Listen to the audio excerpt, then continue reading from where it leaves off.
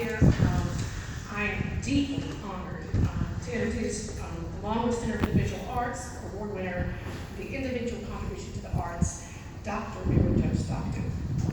Mary Jo's contributions to our community began almost immediately upon her moving to Farmville from Scotland in 1994.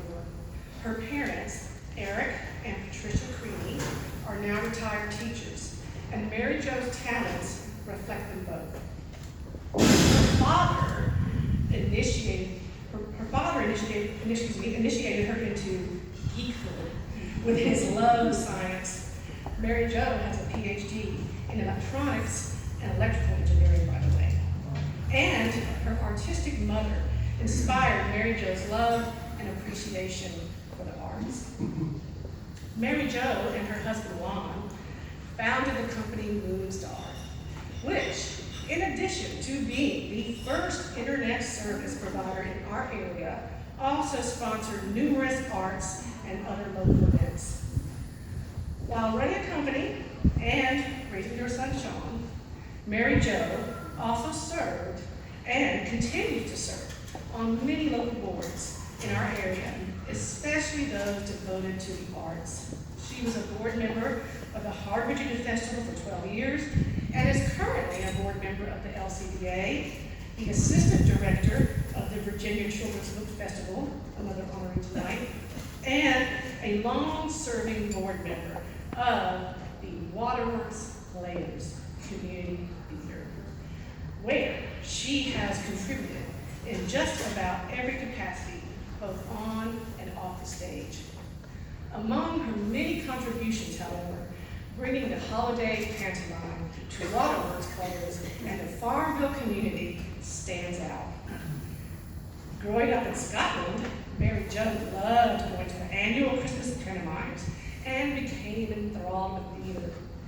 For those of you who don't know, the pantomime is a theatrical art form loosely based on fairy tales, nursery rhymes, and children's stories, which brings together song, dance, and slapstick comedy in a rollicking, interactive theater experience for children and adults. Mary Jo wanted her son Sean and other children in our area to be able to experience this as well. Waterworks Players produced their first pantomime, Puss in Boots, in 2006. Initially, the players were a little concerned about how our South Side Virginia audience would react, but from the opening moments of the show, both children and adults were completely engaged, involved, and entertained. Although Mary Jo had never directed a show, she advised LCVA, our artistic director, for the first 6 productions. Then, Doug encouraged her. "You do it," he said, and she has, to great success. The holiday pantomime has become a local tradition, with last year's Beauty and the Beast marking the 11th panto Waterworks has produced. Mary Jo always watches the audience and speaks of the great joy and sometimes joyful tears it brings her to see the audience's rapt attention and how they get caught up in the action of the show. Mary Jo encourages everyone to experience and express through the arts. It's, quote, "never wrong how you express an art," unquote, she says.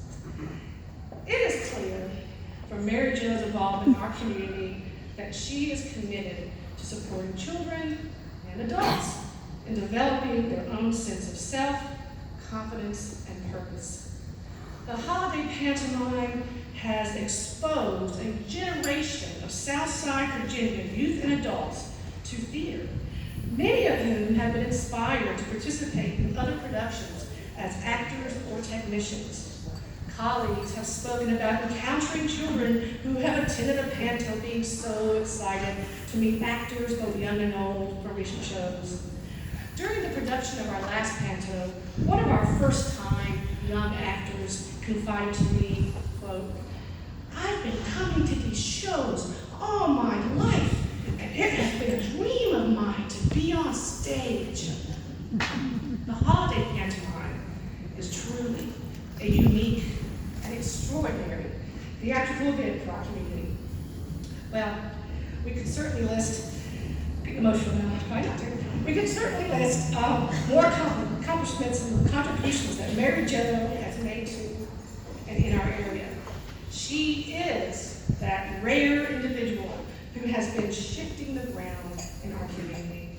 Her many efforts and enterprises have nurtured an appreciation and flourishing for art and culture in Barnville, for bringing people together, and for opening minds and hearts. Thank you, Mary Jo, and congratulations.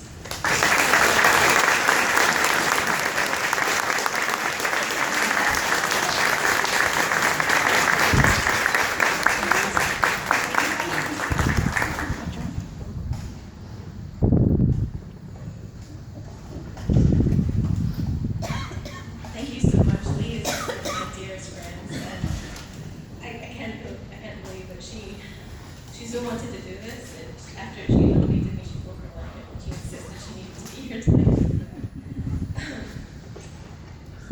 It means so much to me to win this award. The fact that what I've done has meant so much to the community is really gratifying.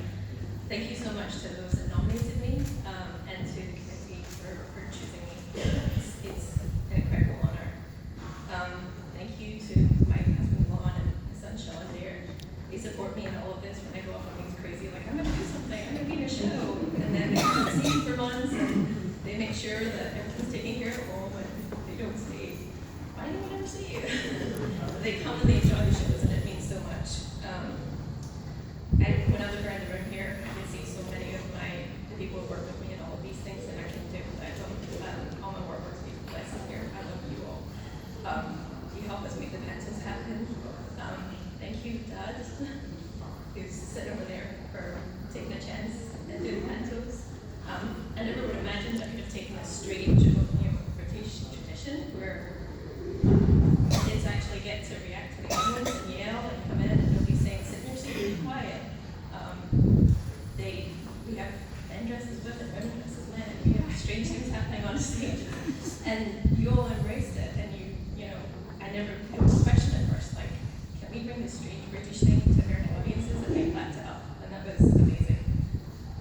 And lastly, like Lee said, my family are really to blame for all of this. My dad was the one that I kind of took after first and went through this route of becoming an engineer. And I never would have believed as an engineer that one day I was going to get an award for the arts. my engineer, my beer guzzling engineer friends are like, what? But that's how I see Mom. And my dad encouraged as well. They never told me that you can't do this. They never said you can't do it because you're a girl or anything like that. They always supported it. When I said I wanted to be an engineer, they did everything they could to make that happen. And all of the crazy things they supported me too. They were all very important, everyone in my family, my brothers too. And the last thing I wanted to say is to one of my brothers. He's the one that inspires me to the fact that anytime he encountered a piece of art that he loved, he wanted to share it. If he heard a piece of music, he'd come and say, you have to hear this, you have to hear it right now. Like, if he saw a movie, you have to sit and watch this with me right now. And he would have been 46 today, so it's really amazing to get this on his birthday. He died when he was 40, and so it's good to get this and know that I'm kind of continuing that enthusiasm for the arts and sharing it all of it today. So thank you all.